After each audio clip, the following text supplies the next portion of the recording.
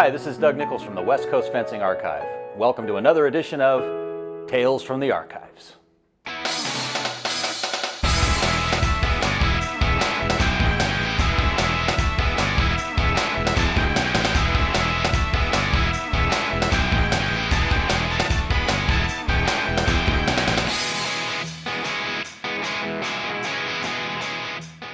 What happened was Olympic champion from 1968, which to us was not that long before.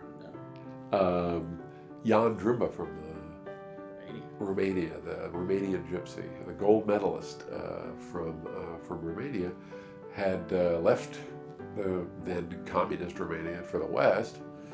And he'd enjoyed celebrity in Romania. He was like a god there. They even, I've seen his postage stamp. Thank you very much. Wow. How would you like your country to make a postage stamp of you? Wow. Yeah. So he went to Germany first, and then he came to San Francisco and I think Tucson, Arizona for some odd reason. And there he was. And Joe Shamish actually, I think, sort of recruited him to come to Panoni Athletic Club, which was sort of waiting. And I think many of the Hungarians had gone or passed on, and they needed a coach. And it was Jan. So that's how that went. So yeah, for 3 or 4 years we were there. Yeah. What were his lessons like? Okay, first of all, Jan, he was a lefty.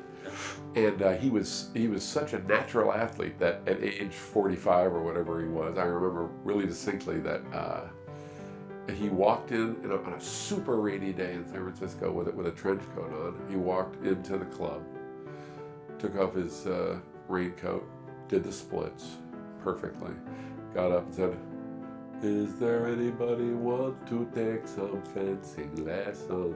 That's what he would always say that, I don't know why. And then off we would go. So he was a lefty. He did, well, he liked to teach his tricks.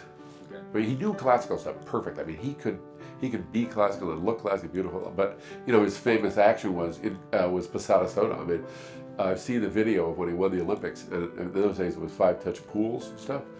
So the last bout was Daniel Revenu, the great Frenchman, and they were both tied, and the winner would win. Okay. It was 5-4 on I think 9 ducks by Jan. And I saw that. I shouldn't say video because it was filmed in those days. And I saw the film of it. And the last action with the one-lighter for Jan, they're both left, was his head actually bounces off the floor and he does the splits. His head bounces off the floor and he's got one light on him. That's how he won the Olympics. So needless to say, I couldn't do that. But yeah, exactly. But he had all these, he had all these.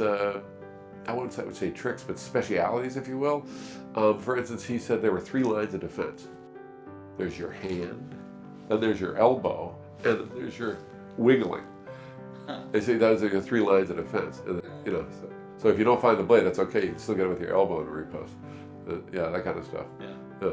I think that one stuck around. I know. I'm not wiggly enough to. But that was his final one. Like if you miss your elbow, then you just go back this way, goes past you. Yeah, he's very evasive that way, and he was a special guy. So what were his lessons like? I'm still trying to answer that.